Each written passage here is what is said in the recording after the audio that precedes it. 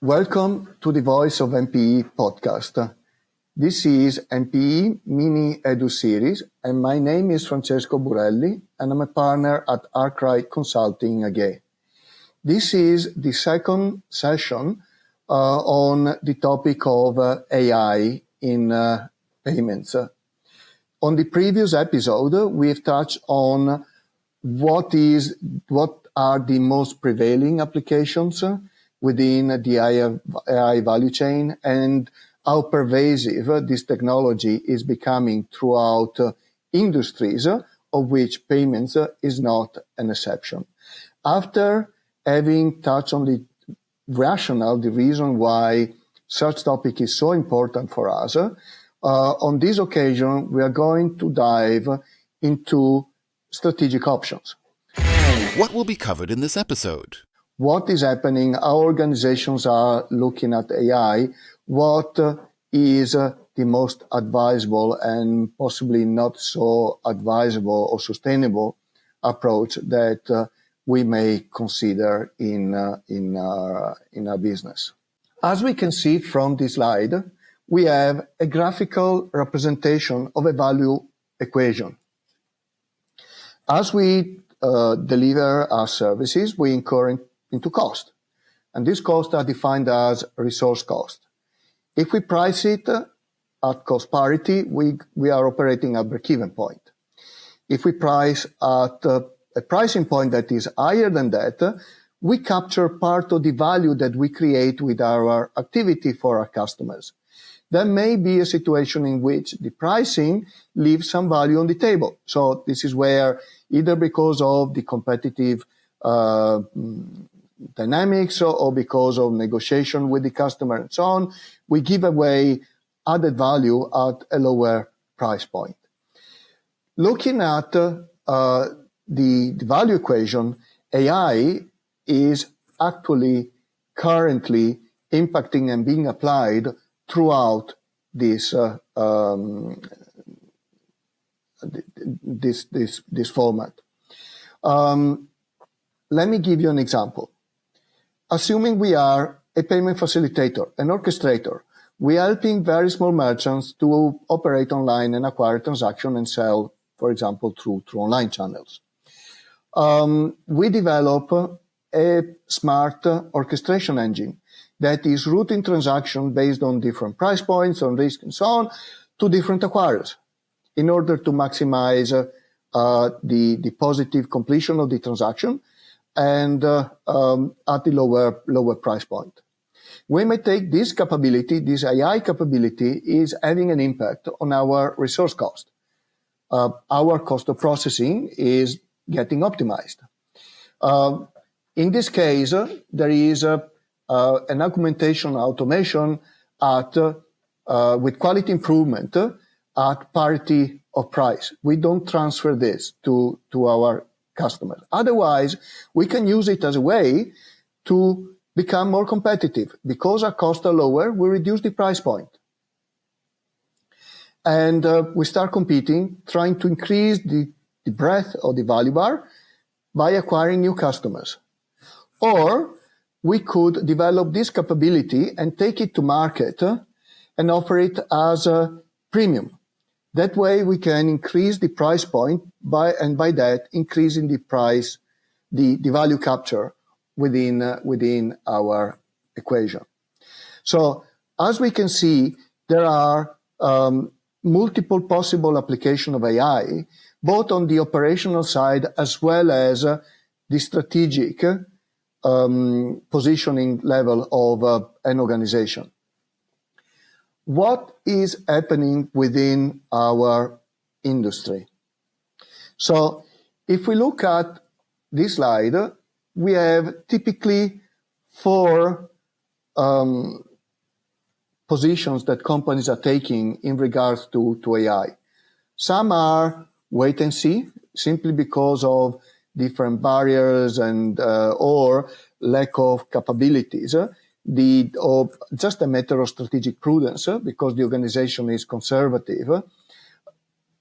There are companies that are positioning to a wait and see type of state. Others are into a piloting, exploration and learning type of competitive positioning. Others instead are looking at what other competitors are doing and they're trying to copy it. And then finally, there are some organizations for which AI is integral part of the strategy with a long-term perspective and competitive advantage. As we've seen in the previous episode, financial services is an industry with high AI implementation maturity. As such, it would not be recommendable, or we wouldn't consider to be recommendable, to be into the first two options that I just mentioned. Wait and see, exploration and learning within the context of an industry where AI is starting being deployed at industrial level, so way beyond experiments and pilots, means that we are at significant competitive disadvantage in a not very long distant future. And in the medium term, probably we would face competitive challenges. So within our own strategic planning, the current in the payment industry, the most advisable positions are at best a me-too. Whenever we are developing an AI strategy, there are two sources of ideas for potential options. The first one is given by our competitors. Our competitors are operating into the immediate market on the same segments where we operate, and these are the organizations that we should keep an eye on in order to make sure that we don't get sidelined by others that are becoming smarter than us, either in improving operations, for example, deploying automation, chatbots, automating customer service to a degree, or augmenting customer service in order to provide better service or doing so at a lower cost point. While on the other side, there is the option of considering within our strategy where AI is a source of competitive advantage. Something to keep in mind is that AI is a technology that is pretty complex to implement and consider. So if we look on this third slide, Gartner recently published their expectation, stating that about 30% of Gen AI projects will be dropped after proof of concept by 2025. Rand Corporation instead, through the statistics, highlight the fact that 80%, more than 80% of AI projects fail. Why is this so? There are a number of different drivers to this, and the vast majority of organizations we often interact with tend to assume that the failure is just due to data. So data is dirty, not reachable, not sufficient. In reality, there are significant other factors that need to be taken in account. Whenever we are deploying an AI strategy, this is pretty holistic throughout an organization or throughout the unit where that strategy is being considered. So we have on one side strategic leadership failures. Here, this is the case of lack of strategy or strategic misalignment with what the company's strategy actually is. There are pure communication in terms of sponsorship, a misalignment of between objective, unrealistic expectation, or underestimate in terms of time and resources required. Then we have data and technology infrastructure failure, poor quality of data, or data that is starting being prepared without being the most needed data for a specific project. Technical teams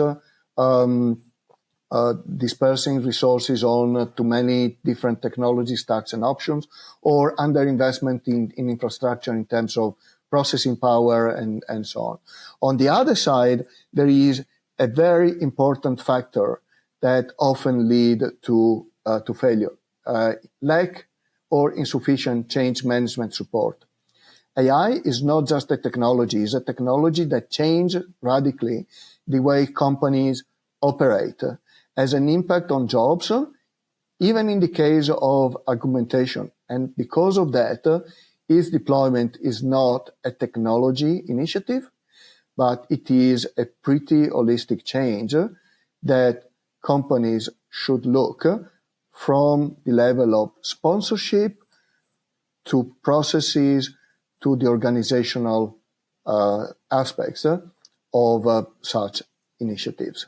I hope that the topic, in the brevity of this session, as I hope to have been able to provide you some insights in the way we look at AI strategies. Thank you for listening to this mini Edu episode. This is part of 𝗵𝗶𝗴𝗵𝗹𝗶 2025 conference that is going to happen in March 18th to 20th in Berlin. And if you have not yet registered, please consider to do so.